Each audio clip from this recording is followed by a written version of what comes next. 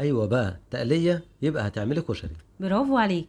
طب ما تجيبي شويه في بقي. مفيش الكلام ده، مش قبل ما اقولك عملتها ازاي. ماشي. اول حاجه هضيف في الطاسه شويه زيت حلوين كده يعني كتير، وهنزل بالبصل مقطعاه جوانح رفيعه جدا، وهفضل اقلب بقى، مش هشيل ايدي منها خالص، ولا بضيف عليها دقيق ولا نشا ولا اي حاجه. الفكره كلها في بصل ابيض، واقلب على طول باستمرار لحد ما ياخد اللون الذهبي دوت.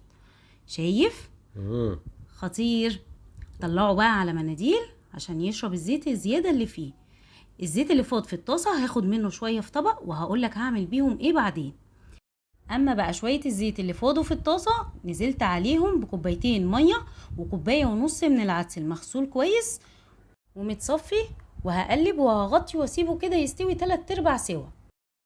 في حله تانية ضفت شويه زيت وشويه شعريه، وهقلب فيها لما تبقى لونها ذهبي.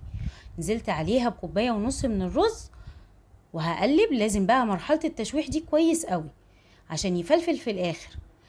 هنزل عليهم بقى بالعدس اللي اتسلق بميته كده، يعني لو فاض فيه شويه ميه هضيفها، وهقلب كويس، وهضيف شويه ملح والكمون. اهم حاجه بقى نظبط الملح بتاعنا، وهشوح كويس. وبعدين هنزل بالميه، مقدار الميه نفس مقدار الرز، يعني كوبايه ونص رز كوبايه ونص ميه، وهغطي. واول ما هيغلي هوطي وهسيبه يستوي على راحته خالص. نيجي بقى عند سلق المكرونه. الميه لما بتغلي بضيف فيها شويه ملح، وبضيف مكرونه سباكيتي ومكرونه مقصوصه.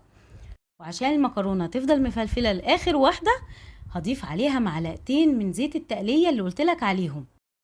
ايوه بقى الحركه دي بتاعت اشهر محلات الكشري. بالظبط كده.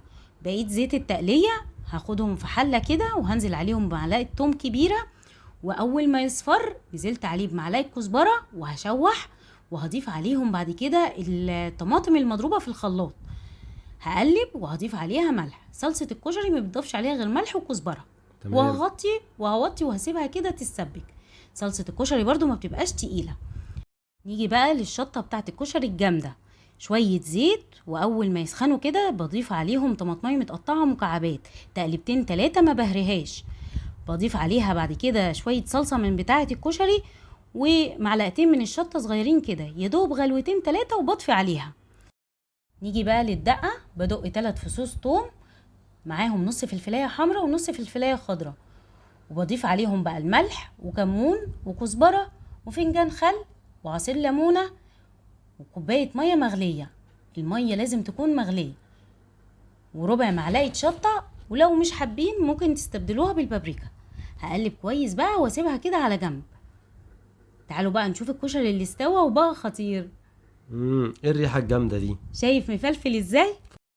طب يلا بقى عشان انا جعان. طيب ما احنا لسه هنغرفه. ماشي. هنغرف الاول الكشري، وبعدين هنضيف عليه المكرونه. ونسيت اقول لكم ان المكرونه الاسباجيتي انا بقطعها على 3 عشان ما تلخمش كده في الاكل. شايف التقليه مقرمشه ازاي؟ اه زودي بقى التقليه والحمص عشان أنا بعشقهم. ماشي. ادوق بقى انا. مفيش الكلام ده، هاتي ادوق بس. انا. دوق انتي. امم شويه كشري من اللي قلبك يحبهم. طب اجرب انا بقى بالدقه كده. ايه الجمال ده؟ لا بجد تسلم ايدك. تسلم بألف هنا.